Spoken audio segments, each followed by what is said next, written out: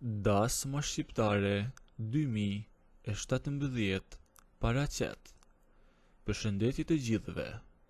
Unë që po ju rrefej historinë time sot, jam një grua ndryshe nga ato që jeni mësuar të ndëgjoni rëndom në për histori të trishta. Unë jam një grua që refuzoi të qëndronte e heshtur, refuzoi të ishte një hije në shtëpinë e saj dhe vendosi të gjente vëmendjen dhe pushtetin aty ku askush nuk e priste. Sot do ju tregoj se si ndërtova një aleancë të fshehtë me vjehrin tim, i cili është pronar i shumë tokave dhe pronave në fshatin ton.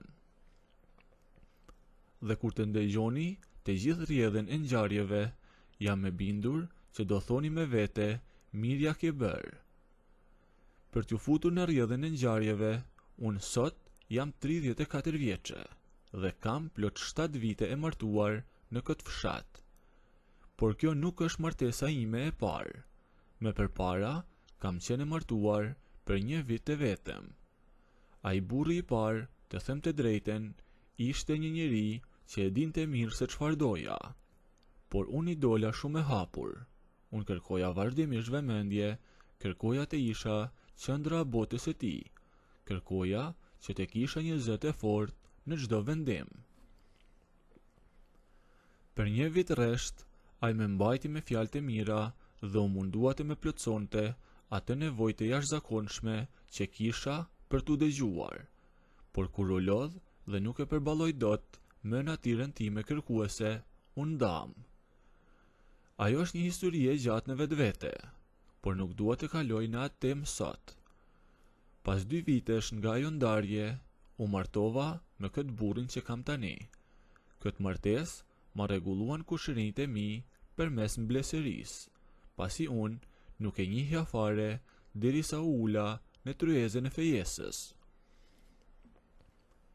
Ndoshta për shumë nga ju, kjo duket habi që u martova pa e njohur tjetrin, por nga fshatrat e thella nga vi unë, këto gjëra kështu funksionojnë akoma.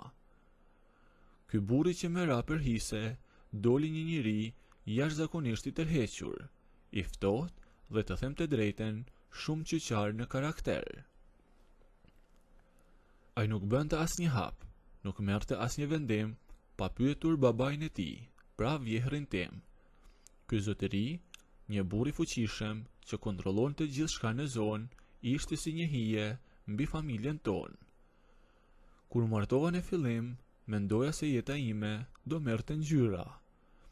Por kaloi një muaj i tërë dhe burri im nuk ndante asnjë bisedë të thellë me mua, nuk më kushtonte asnjë fije vëmendje. Mendoja se mbase ishte i ndrojtur se nuk dinte si të sillej me një grua me karakter të fortë. E pas një muaji heshtjeje, u ofrua një herë, folëm pak për të ardhmen dhe më dha pak shpresë, dhe pastaj sërish heshtje absolute për 2 muajt e tjerë. Ai ishte si një gur i ftohtë, të jetoja në këtë mënyrë, duke marrë vëmendje apo mbështetje, vetëm një herë në 2 muaj ishte tortur për mua. Ose do ta lija fare, ose do ta merrja situatën vetë në dorën time. E kështu, fillova t'i kërkoja llogari, t'i kërkoja të më jepte rëndësi. Herë më dëgjonte e herë jo.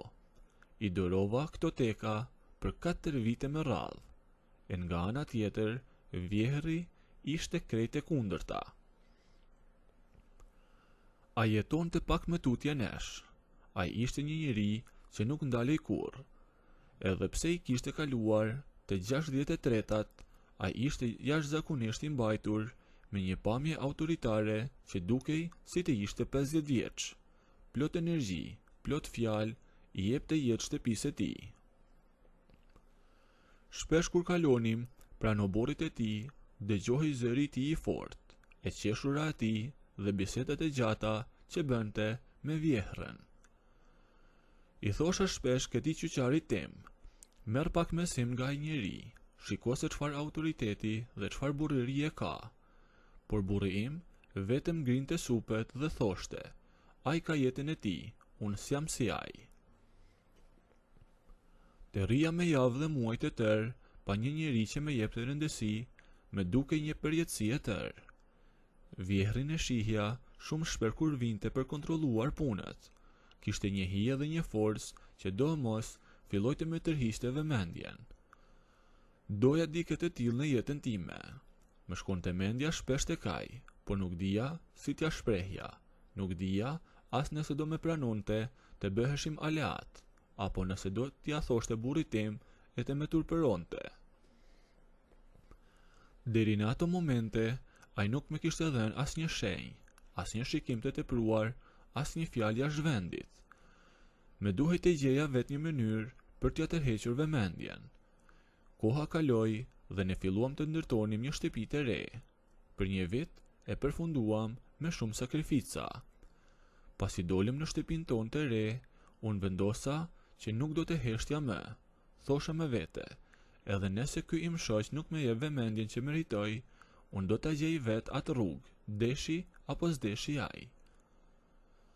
Fillova me forcën e karakterit tim që të pakten një herë në 2 javë të imponohesha burrit për të marrë vendime, për të pasur një zë në atë shtëpi. Isha pak më e përmbushur, por jo aq sa doja unë. Të me pyesësh mua, unë kam nevojë për dikë që të më dëgjoj dhe të më forcoj çdo ditë, jo një herë në 2 javë. Vjehri vinte një herë në javë tek ne për të parë se si po ecnin punët rreth shtëpisë së re. E një pasdite, kur ai erdhi dhe burri im ishte jashtë në obor, u gjendem për pak momente vetëm. Ai më shikoi me atë vështrimin e tij dëpërtues dhe më tha: "Tashme që dolet në shtëpitë e re, po me dukesh më e lumtur, e ke një buzëqeshje më të plot në fytyrë." "Tashme jemi pak më të lirë", ja ktheva unë, duke e parë drejt në sy. "Gjërat e mira këtu mendohen dhe bëhen me më shumë liri, po më mirë jemi." Kaq i thash dhe mu mbyll goja. Nuk i thash asgjë më tepër, edhe pse në mendjen time kisha një dëshirë të madhe t'i tregoja gjithçka e t'i ankohesha dhe të kërkoja mbrojtjen e tij nga ajo martesë e ftohtë, por nuk dija si t'ja hapja atë derë. Muajt kaluan dhe qyqari im filloi sërish me avazin e vjetër. U mbyll në veten e tij dhe sërish kaluan 3 muaj pa ndarë asnjë bisedë të vërtetë. 3 muaj pa më dhënë asnjë vlerësim si gruaja e saj shtëpie, e aty më erdhi në majet e hundës. Vendosa ta lija përfundimisht. "Unë nesër do të marr gjërat e mia dhe do të iki", i thash ftohtë pa asnjë emocion. Burri im, i friksuar nga skandali dhe nga pafuqia e tij, doli me një herë nga shtëpia me vrap dhe ku shkoi? Shkoi pikërisht tek babai i tij, njeriu të cilit i merrte leje për çdo gjë në jetë. Nuk kaloi shumë dhe pash burrin tim të kthehej, i shoqëruar nga vjehri. Sa po hyri brenda, vjehri me vështroi rënd. "Përse do të ikesh? Çfarë ka që nuk shkon? Ti me dukesh më mirë." Me thoshte ai me atë zërin e tij që nuk i dridhej kurrë. "Ti nuk i di të gjithë gjërat", ja preva unë shkurt. "Fol", më tha ai, "me trego çfarë ndodh në këtë shtëpi." "Nuk mundem", thash unë, duke ulur syt dhe duke i thënë: "Janë gjëra që nuk mund t'i them në prani të burrit." Vjehri nuk e zgjati, u kthye nga burri im dhe i tha me një ton të prerë: "Dil ti në dhomën tjetër, lërm të flas vetëm me te." Burri im doli pa nxjerr asnjë tingull, ashtu siç e kishte zakon t'i bindej. Ky ishte momenti im. Ky ishte momenti që unë t'i tregoja vjehrit gjithçka që më rëndonte në shpirt dhe të kërkoja atë që vërtet doja prej tij. "Ti nuk e di", i thash sa po mbetëm vetëm, "por ky njeri që punon për ty nuk vlen fare, asgjë nuk funksionon me te. Me lë në hije, nuk me dëgjon, kalojnë muajt e tërë pa me prek dhe unë jam thjesht një hije në këtë shtëpi. Unë nuk marr asnjë fije vëmendje." "E po unë nuk e dija këtë gjë", tha vjehri duke vrenjtur në fytyrë. "Nuk ishe si ta dije", ja ktheva me guzim, "sepse ti je mësuar të jesh burr, të japësh urdhra, të japësh vlerë shtëpisë dhe gruas tënde çdo ditë, ndërsa ai nuk ka asgjë nga hijeja jote." Ajo mbështet pas murit dhe buzëqesh i lehtë. Tha, unë jam tjetër kallep. Unë nuk jam mësuar t'i lej gjërat pas dore. Po, një kallep si ti, do të kisha dashur unë për të më mbështetur shumë fort në këtë jetë, i thash hapur. Por ja që fati më dha këtë njeri të dobet. Po çfarë të bëj unë tani? Tha vjehri, duke hedhur një hap drejt meje. Unë nuk mund të ndali me forcë nëse ti e vendosur të ikesh. E di ju përgjigja, por prandaj po bëj gati valixhet, nuk kam rrugë tjetër. S'kam çfarë të bëj, ndalu, më tha edhe një herë vjehri. Nëse problemi yt është vëmendja dhe mungesa e një krahu të fortë, atëherë do ta rregullojmë këtë punë ndryshe bashk. Unë e shikova në sy, e kam provuar 100 herë t'i them atij, por prap njësoj vazhdon. Nuk e kam fjalën për të, më tha vjehri, duke u ofruar krejt pranë meje. Unë po të pyes ty, a pranon që të mbështes unë?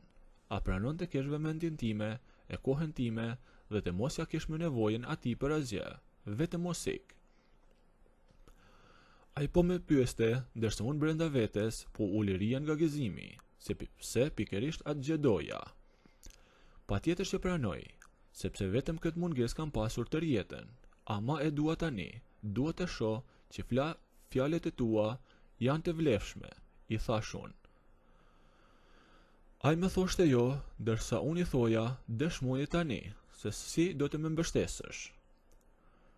Fjalët e mia e goditën në shenjë kur i thash që ti vetëm fjalë ke dhe jo vepra. Vjehri u kthye, shikoi tek dera dhe i thiri burrit tim. Ik i tha, ik poshtë në fshat dhe mos u kthe deri në mbrëmje. Do të rri unë me të dhe do ta bëj që të mos iki. Burri im iku me një herë pa kthyer kokën pas.